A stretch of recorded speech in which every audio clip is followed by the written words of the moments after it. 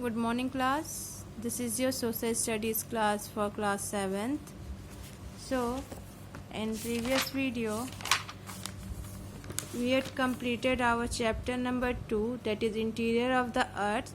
So in today class we are going to start our next chapter, that is chapter number 3, our changing earth. So take out your book and come on page number 16.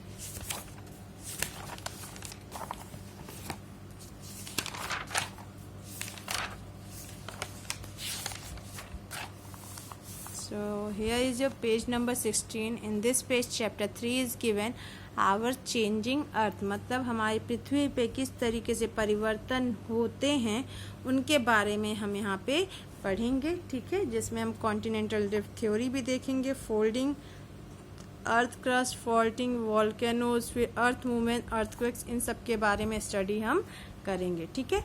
तो चलिए start करते हैं। अर्थ जो है, हमारी पृथ्वी जो है, उसमें समय के साथ साथ बहुत सारे बदलाव हुए और अभी भी कई सारे बदलाव इसमें हो रहे हैं, एंडोजेनेटिक प्रोसेस के थ्रू और एक्सोजेनेटिक प्रोसेस के थ्रू, ठीक है। मतलब एंडोजेनेटिक मतलब क्या हो गया, पृथ्वी के अंदर जो चेंजेस हो रहे हैं उसमें कुछ प्रोसेस होता है जिसमें उसमें बदलाव आ रहा है, और एक्सो मतलब बाहरी कुछ चेंजेस प्रोसेसेस होते हैं जिसकी वजह से उसमें चेंजेस आ रहे हैं।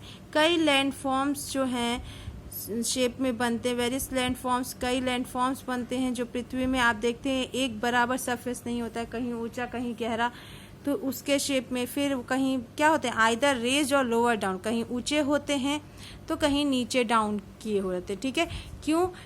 सिर्फ इंटरनल और एक्सटर्नल फोर्सेस के कारण, जो पृथ्वी के अंदर जो फोर्स लग रहा है और पृथ्वी के बाहर जो फोर्स लग रहा है उनके कारण जो वेरियस इंटरनल प्रोसेस होते हैं उसमें क्या होता है, फोल्डिंग होता है, फॉल्टिंग होता है, अप वार्पिंग होता है, डाउन वार्पिंग होता है, मतलब मोड़ होता है ऊपर की ओर नीचे की ओर। फॉल्टिंग मतलब क्रैक होना, फोल्डिंग मतलब ये आप देखते हो, फोल्ड मतलब कोई चीज़ आप रैप कर रहे हो, ठीक है, तो वो चीज़ है। एंड एक्सटर्नल प्रोसेस में ग्रेडेशन और वेदरिंग होती है, जो पृथ्वी के जो लेयर्स क्या होते हैं, कटते जाते हैं और निकलते जाते हैं टुकड़ों टुकड़ों में, वो कहलाते हैं, ठीक है।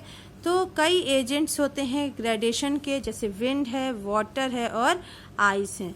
ये एजेंट्स क्या होते हैं, या तो raise of lower down the surface of the earth, ये क्या करते हैं, ये जो सरफेस, मान लीजिए ये सरफेस थोड़ा सा डाउन है तो हवा और पानी से चीज़ें आके सेडिमेंट्स यहाँ पे इकट्ठा हो गई तो क्या हो जाएगा, धीरे धीरे ये ऊपर की ओर उठता जाएगा, तो उसका लेयर क्या करते हैं, वो ऊंचा करते हैं। इस तरीके से क्या होता है, लिथोस्फीयर में जो है, अब अर्थ के ये सरफेस ही, ये क्या है, लैंड सरफेस ही तो लिथोस्फीयर कहलाएगा, तो इसमें समय समय के साथ चेंजेस होते जाते हैं।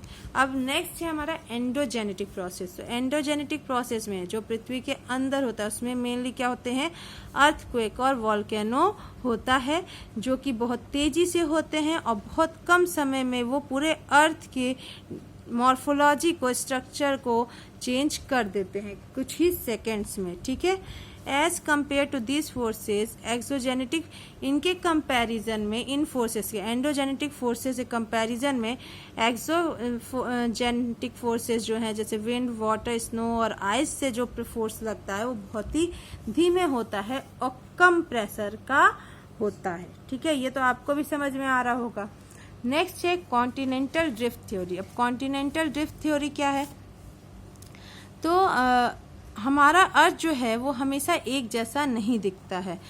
250 मिलियन ईयर्स एगो पहले जितने भी कॉन्टिनेंट्स थे, जो 7 कॉन्टिनेंट्स हम आते हैं, कितने कॉन्टिनेंट, 7 कॉन्टिनेंट जो हैं वो सारे जो हैं एक साथ मिले हुए थे, जिसको हम सुपर कॉन्टिनेंट के नाम से जानते थे और उसको ही पैनगिया कहा जाता था, ठीक है। ये एक बहुत बड़े ओशियन में थे जिनको हम पंथलासा जिसका नाम था, ठीक है। तो कॉन्टिनेंटल ड्रिफ्ट थ्योरी के अकॉर्डिंग क्या हुआ, जो जियो साइंटिस्ट थे एल्फ्रेड वैगनर, उन्होंने बताया कि जो the supercontinent Pangaea began to break up out, जो ये पैंगिया कॉन्टिनेंट, सारे 7 कॉन्टिनेंट का जुड़ाव जो था वो 200 से 225 मिलियन ईयर्स एगो पहले क्या होने लगा, टूटने लगा। और ये थ्योरी पहले क्या हुई, इस थ्योरी के अकॉर्डिंग जो कॉन्टिनेंट है वो पहले दो बड़े कॉन्टिनेंट्स में ब्रेक हुआ, जिसको लॉरेशिया कहा गया और गोंडवाना लैंड कहा गया। क्या कहा गया, लॉरेशिया और गोंडवाना लैंड।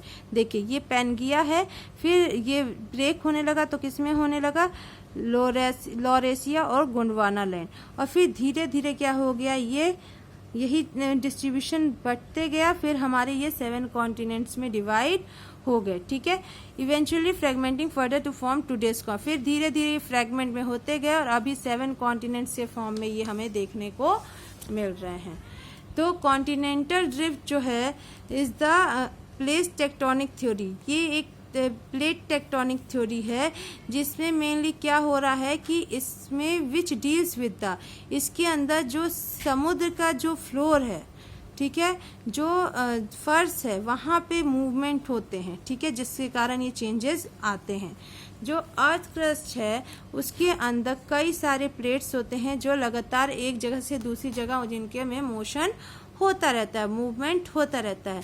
इनके मूवमेंट के दौरान कुछ प्लेट बाउंड्रीज जो हैं आपस में टकराती हैं, मिलती हैं, और जब वो एक दूसरे से टकराती हैं तो उसी के कारण अर्थक्वेक या वॉल्केनो आता है। किसके कारण, जब टेक्टोनिक प्लेट्स अर्थ के अंदर मूवमेंट के थ्रू टकराती हैं तो उसी दौरान अर्थक्वेक या वॉल्केनोज आते हैं। ठीक, नेक्स्ट है अर्थ क्रस्ट।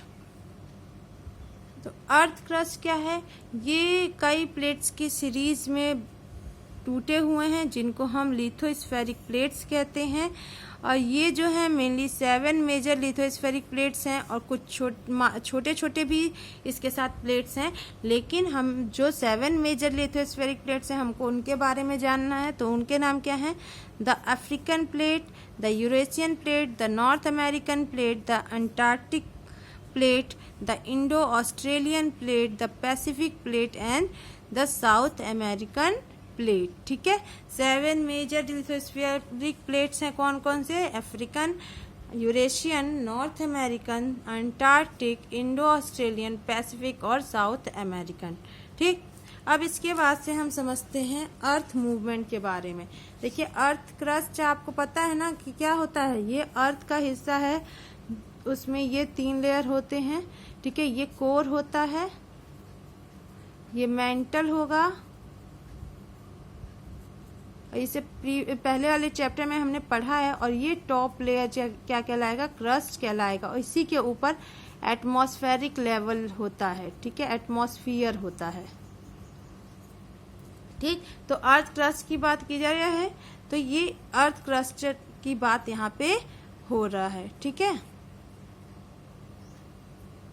तो अब देखते हैं अर्थ मूवमेंट के बारे में क्या बताया गया है। तो अर्थ मूवमेंट क्या है, अर्थ में जो मूवमेंट्स होते हैं उसके कारण ही इसमें बहुत सारे बदलाव आते हैं, वो अर्थ के अंदर से ही ओरिजिनेट होते हैं, जिनको हम क्या कहते हैं, टेक्टोनिक मूवमेंट्स कहते हैं। ये जो मूवमेंट्स अर्थ में होता है वो अर्थ के अंदर होता है और इसको हम टेक्टोनिक मूवमेंट कहते हैं। These movements causes differences in elevation on the surface of the, इन्हीं के कारण, इन मूवमेंट के कारण ही कहीं अर्थ पे एलिवेशन में डिफरेंस है, कोई इतने ऊंचाई से एलिवेट हुआ है तो कोई और नीचे से होता है, तो ये डिफ्रेंशिएशन हमको देखने को मिलता है। तो मूवमेंट जो मेनली है वो 2 टाइप्स के हैं, एक हॉरिजेंटल मूवमेंट है, एक क्या है, वर्टिकल मूवमेंट है। हॉरिजेंटल मूवमेंट क्या है, compression which result in folding of a part of the crust. Compression है, मतलब ये क्या है, कॉम्प्रेस मतलब सिकुड़ना।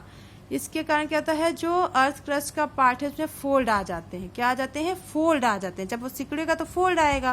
और सेकेंड है स्ट्रेचिंग और टेंशन, मतलब तनाव होना। ठीक है, स्ट्रेच होना, टाइट होना। तो ये इसमें क्या होगा, जब कोई चीज़ बहुत ज़्यादा स्ट्रेच होगी और लिमिट से अधिक स्ट्रेच होगी तो क्या हो जाएगी, ब्रेक हो जाएगी, जिसकी वजह से क्रस्ट में क्या आ जाता है, ब्रेकेज आ जाता है। क्या आ जाता है, ब्रेकेज आ जाता है, वो फट जाता है वहां से सरफेस अर्थ का। ठीक, vertical movement causes either pushing a part of the crust up और डाउन। वर्टिकल मूवमेंट में या तो ये अर्थ का क्रस्ट है तो ये या तो ऊपर जाएगा या तो डाउन आएगा, बस यही चीज इसमें होता है। ठीक है, तो चलिए अब पढ़ते हैं। इसी के अंदर हमारा फोल्डिंग है। फोल्डिंग क्या है? तो folding is the wave like upliftment of sedimentary rock due to horizontal forces from two opposite sides. This happens when a part of the crust is pushed against another. It leads to the formation of fold mountain. A simple fold mountain has downfold or valleys called synclines and upfolds or ridges called anticline. Folding क्या है? ये एक wave like structure होता है। और ये कब होता है? ये होते हैं किसके स्ट्रक्चर होते हैं? सेडिमेंट्री रॉक्स के अपलिफ्टमेंट, मतलब उसमें जो उभराव होता है, हॉरिजेंटल जो फोर्सेस लगते हैं दो साइड से, ये हॉरिजेंटल फोर्स है। तो हॉरिजेंटल ये कहलाता है, वर्टिकल ये कहलाता है। ठीक है, ये हॉरिजेंटल है और ये क्या कहलाएगा? वर्टिकल। ठीक है, तो जो हॉरिजेंटल फोर्स दो अपोजिट साइड से लगता है उसके कारण क्या होता है? वो दोनों एक दूसरे वो क्रस्ट एक दूसरे को क्या करते हैं?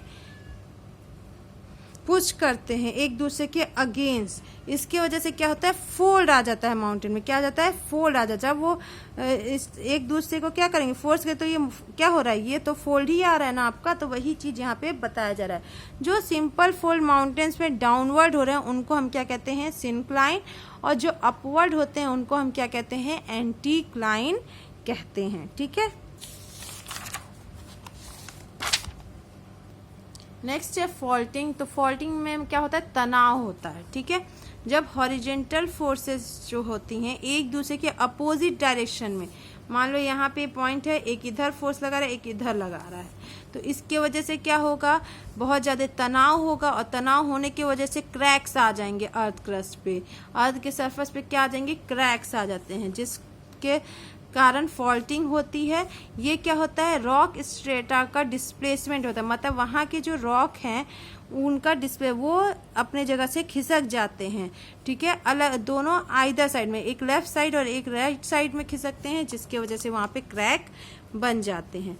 जो स्ट्रेटा का डिस्प्लेसमेंट है, हटता जो है स्ट्रेटा जो यहाँ से, वो या तो वर्टिकल होता है या तो हॉरिजेंटल होता है। देखिए, हॉरिजेंटल होगा और वर्टिकल होता है। ठीक है, या तो दोनों का कॉम्बिनेशन होता है। फॉल्ट्स क्या होता है? Fault are common in all part of the earth. ये आपको अर्थ के कई पार्ट में देखने को मिलेगा, but they are found in large number in the fold mountain. वो माउंटेन जो फोल्ड माउंटेन्स हैं वहाँ पे बहुत ज़्यादा देखने को मिलते हैं। ठीक है, फॉल्टिंग जो होता है वो कई वैराइटीज बनाता है, like horse, block mountain, rift valleys, etc. If block is raised between two parallel faults, the elevated part is called horst or block mountains. जब ब्लॉक जो है उठता है, ठीक है, और वो दो पैरेलल फॉल्ट्स होते हैं, उनके बीच से जो ब्लॉक उठता है उसी को हम क्या कहेंगे? हॉर्स्ट या ब्लॉक माउंटेन कहेंगे। देखिए, यहाँ पे ये फॉल्ट हो रहा है, एक इधर तनाव हो रहा है, एक इधर, और यहाँ से क्या हो रहा है? बीच में से मिट्टी निकल रही है, उठ रही है ऊपर, तो ये क्या कहलाएगा? ब्लॉक फॉरेस्ट या हॉर्स फॉरेस्ट कहलाता है। सॉरी, ब्लॉक माउंटेन या हॉर्स माउंटेन। वॉस्गेस mountain and block forest plateau जो होता है यूरोप में, वहाँ पे हम ये दोनों माउंटेन्स क्या हैं? ब्लॉक माउंटेन्स के एग्जाम्पल हैं। कौन से? वॉस्गेस माउंटेन और ब्लॉक फॉरेस्ट प्लेट्यू। ठीक, रिफ्ट वैली कैसे बनती है? ये जो होते हैं दो पैरेलल फॉल्ट्स हैं, इनके बीच तनाव होता है, तो उस तनाव के दौरान वो चीज़ नीचे की ओर खिसक जाती है। वहाँ की मिट्टी जो होती है नीचे की ओर खिसक जाती है, क्रैक्स होके वो नीचे की खिसक जाती है, तो वहाँ पे वो आपका इसका फॉर्मेशन करते हैं। ठीक है, जैसे नर्मदा और तापी वैलीज में इसको देखने को मिलता है। जो मूवमेंट होता है अर्थ क्रस्ट में वो क्या होता है? अपलिफ्ट होता है, जिसके सब्सिडेंस होता है, फोल्डिंग होती है, फॉल्टिंग होती है। ये सब क्या होते हैं? स्लो होते हैं, लेकिन लगातार होते रहते हैं। जो उसमें वेव लाइक स्ट्रक्चर आ रहा है, मतलब जो ऐसे वेव बन रहे हैं ऊपर, एंटीक्लाइन, सिंक्लाइन जो बन रहे हैं, या जो फोल्डिंग हो रही है, फॉल्टिंग हो रही है, ये सब होते हैं और पर लगातार होते हैं, लेकिन बहुत धीमी गति से होते हैं। तो जो अर्थ का क्रस्ट है वो हम क्या होता है? इसकी वजह से उसमें धीमे धीमे चीज़ें होती हैं, नहीं पता चलती हैं, लेकिन अचानक के मूवमेंट के कारण भी वो क्या करते हैं? वो अर्थ में बहुत अचानक से एक मूवमेंट दिखता है, और वो मूवमेंट किसके कारण दिखता है? वॉल्केनोज और अर्थक्वेक के कारण। वॉल्केनोज और अर्थक्वेक, ठीक है, ज्वालामुखी और भूकंप। ठीक, देखिए अर्थक्वेक्स के बारे में क्या बताया गया है। द सडन माइल्ड और violent shaking of a part of the अर्थ, मतलब बहुत अचानक से, बहुत तेजी से जब शेकिंग होती है, कोई चीज हिलती है, शेकिंग मतलब हिलना, तो अर्थ के पार्ट पे शेकिंग होती है, तो उसी को हम क्या कहते हैं, अर्थक्वेक कहते हैं। Is generally accompanied by rumbling sound and tremor. इसमें क्या होता है, झंझनाहट की मतलब आवाज आती है, साउंड होता है, ठीक है। एक कारण क्या है, इसमें जो मूवमेंट होता है मॉल्टेन रॉक्स का अर्थ क्रस्ट के अंदर, उसके कारण ये अर्थक्वेक आता है।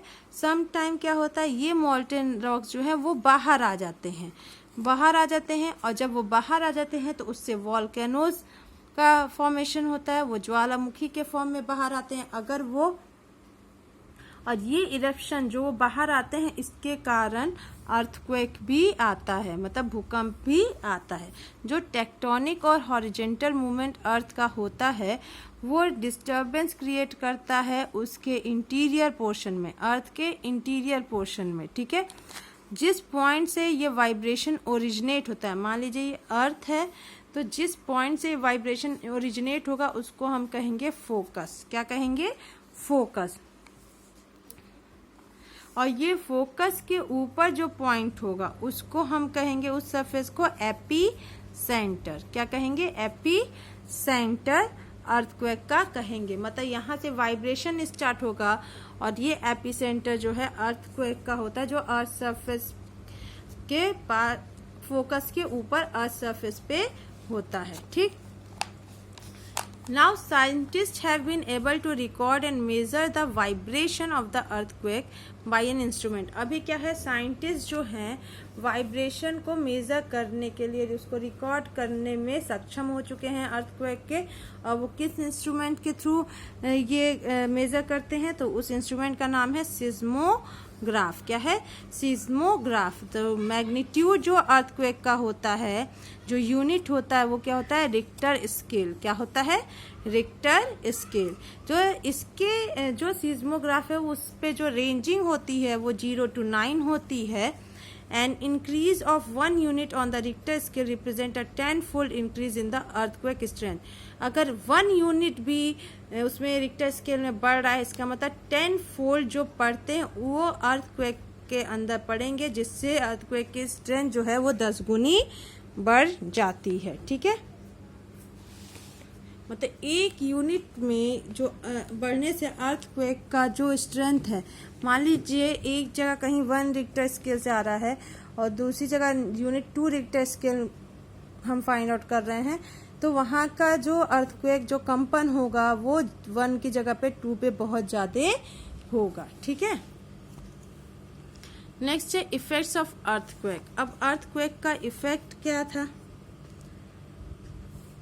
जो स्लो और माइल्ड ट्रेमर्स होते हैं इसमें, ये are more frequent, are generally not, ये इतना जल्दी से होते हैं कि इनको नोटिस करना पॉसिबल नहीं हो पाता है। ठीक है, जनरली ये नोटिस नहीं हो पाता है। जो वायलेंट अर्थक्वेक्स होते हैं वो क्या होते हैं, वो बहुत ज़्यादा डैमेज करते हैं, बहुत ज़्यादा डिस्टर्ब चीज़ों को कर देते हैं, सबके जीवन को वो क्या कर देते हैं, बर्बाद कर देते हैं, उनकी प्रॉपर्टीज़ को बर्बाद कर देते हैं। यहाँ तक कि पृथ्वी जो लैंडस्लाइड्स होते हैं हिली एरियाज पे वो होने लगते हैं, वहाँ की जो पहाड़ हैं वो खिसकने लगते हैं, अर्थ क्रस्ट में क्रैक्स आने लगते हैं, रिवर डैम में बर्स्टिंग हो जाती है, साथ ही साथ जो नदियाँ हैं वो ब्लॉक हो जाती हैं, और जो सी फ्लोर्स हैं उसमें उछाल आने लगता है, खूब ऊंचे तक वो पानी जाता है, ऊंचे तक, फिर वो नीचे तक आता है, वो बहुत तेज गति से आगे की ओर बढ़ता है, जिसकी वजह से नदी के आसपास जो रहने वाले लोग हैं उन लोग का सारा चीज क्या होता है, डिस्टर्ब हो जाता है। ठीक है, मतलब पूरी तरीके से खत्म हो जाता है, तहस सबके जीवन को ये कर देता है अगर अर्थक्वेक बहुत तेजी से आता है।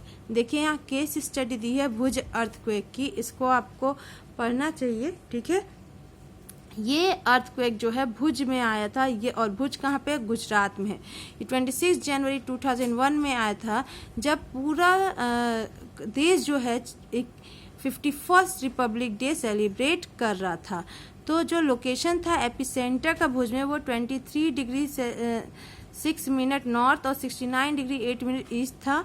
ठीक है, जिस मोमेंट पे मैग्नीट्यूड आया था उसका जो अर्थ उसका मैग्नीट्यूड जो था 7.6 से 8.1 के बीच, मतलब मैक्सिमम रेंज 9 है और 8.1 तक वो आया था। इससे आप सोच सकते हैं कि कितना ज़्यादा भयंकर अर्थक्वेक आया था। इसके अंदर 20,000 लोग मारे गए थे और 1,67,000 लोग जो हैं वो इंजर्ड हो गए थे।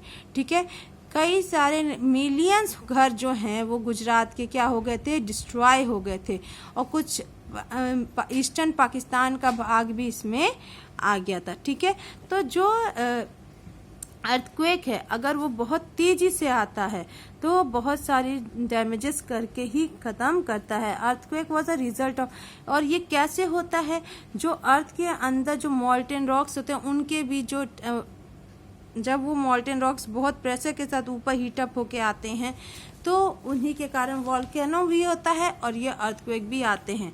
अर्थ के अंदर जो कोलिजन होता है टेक्टोनिक प्लेट्स का, उनके कारण ये होते हैं। ठीक है, तो ये आपका केस स्टडी था, तो आपको समझ में आया होगा कि अर्थक्वेक कितना ज़्यादा डैमेज करता है।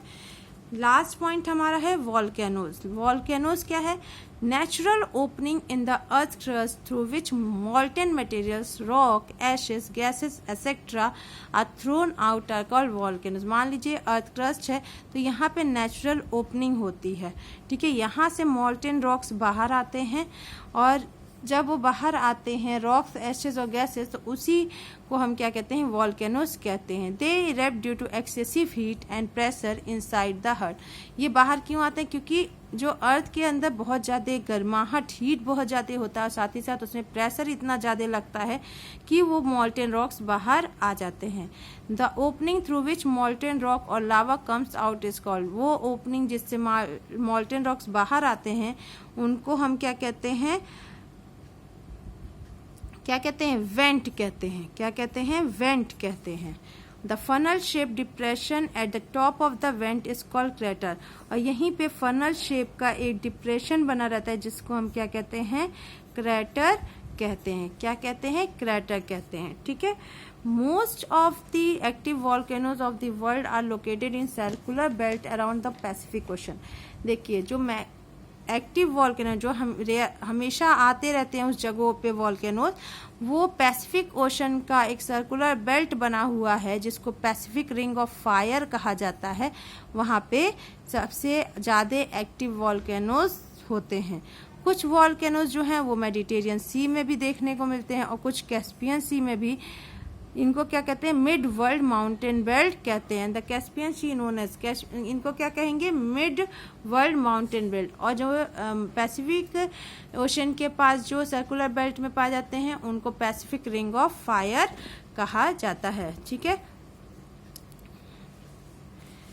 अब यहाँ पे देखते हैं टाइप ऑफ वॉल्केनोज। तो वॉल्केनोज हमारे कितने टाइप्स के होते हैं इसको हम यहाँ पे पढ़ेंगे। तो इरप्शन जो होता है, जो मॉल्टेन रॉक्स निकलते हैं वॉल्केनोज से, वो रेगुलरली नहीं निकलते हैं। ठीक है, तो इनकी जो फ्रीक्वेंसी होती है, कौन कितने समय अंतराल पे निकलता है, किस वॉल्केनोज से लावास बाहर कितने समय अंतराल पे निकलती है, उनको देखते हुए हम वॉल्केनोज को 3 टाइप्स में डिवाइड किए हैं: एक्टिव, डोरमेंट और एक्सटिंक्ट। एक्टिव, डोरमेंट और एक्सटिंक्ट।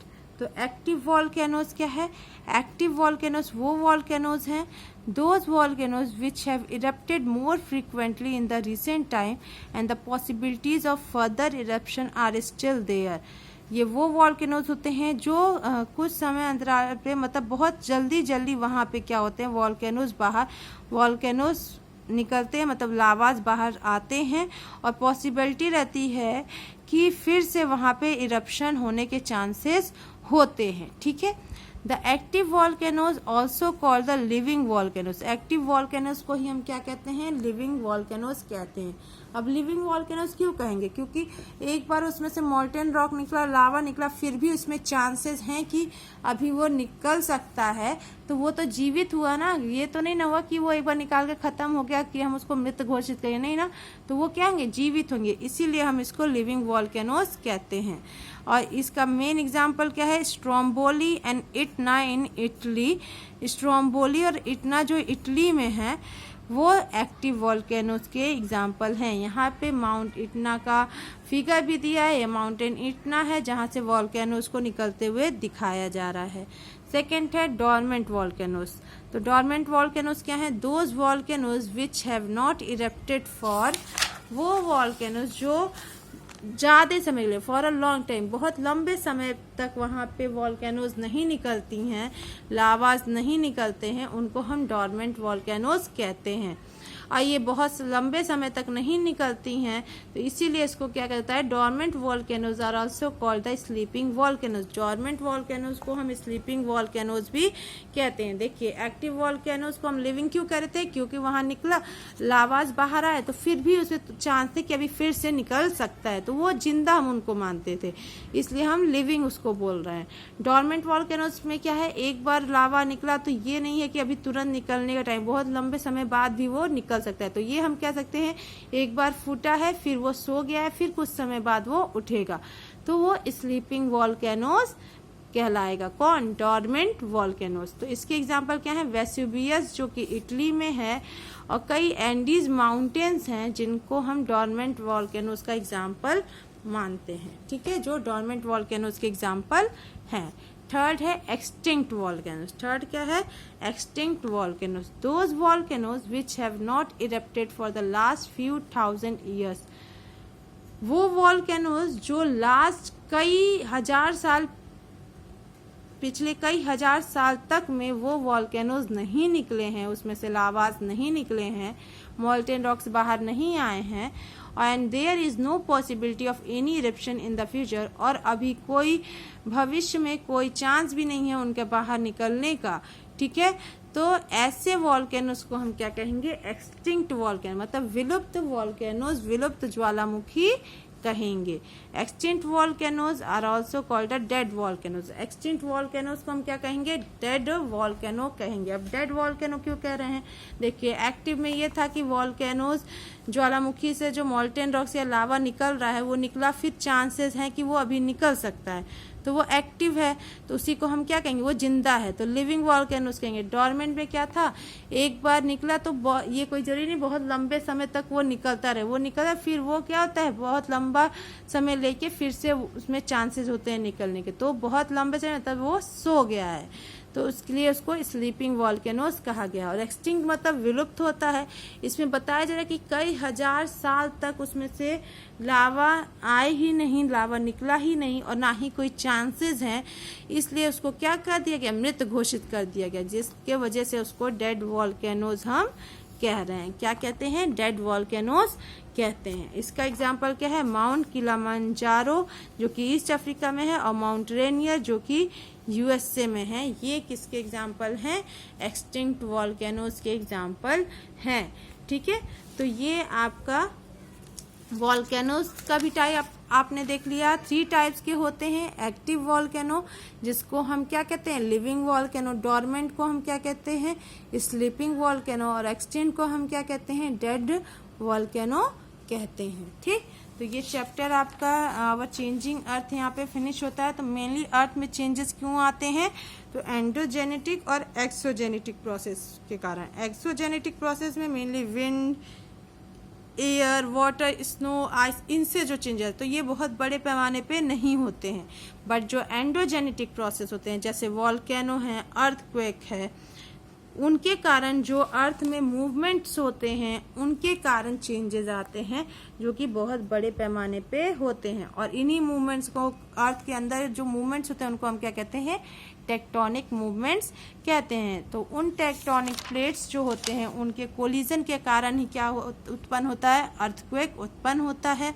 और वॉल्केनोज कैसे होते हैं, जब जो अर्थ क्रस्ट के अंदर के जो मॉल्टेन मटेरियल्स हैं, रॉक हैं, एशेज हैं, गैसेज हैं, वो बहुत ज़्यादा हीटअप हो जाते हैं और बहुत ज़्यादा उसमें प्रेशर लगता है, तो वो एक होल के थ्रू बाहर आते हैं और उस होल को वेंट कहा जाता है। और जब वो बाहर आते हैं तो उसी को हम क्या कहते हैं, वॉल्केनोज कहते हैं। ठीक है, फिर वॉल्केनोज में आपने टाइप भी देखे। ठीक, तो इस तरीके से पूरे अर्थ में चेंजेस होते रहते हैं। ठीक है, तो ये आपका चैप्टर यहाँ फिनिश होता है। आप इसकी रीडिंग कीजिएगा, आपको चीज़ें समझ में आएंगी और इससे रिलेटेड जो क्वेश्चन आंसर और एक्सरसाइज हैं वो आपको व्हाट्सएप पे सेंड हो जाएगा पीडीएफ के फॉर्म में, आप वहाँ से उसको कंप्लीट कर लीजिएगा। ठीक है, सो आज की क्लास हम यहीं ओवर करेंगे। Thank you.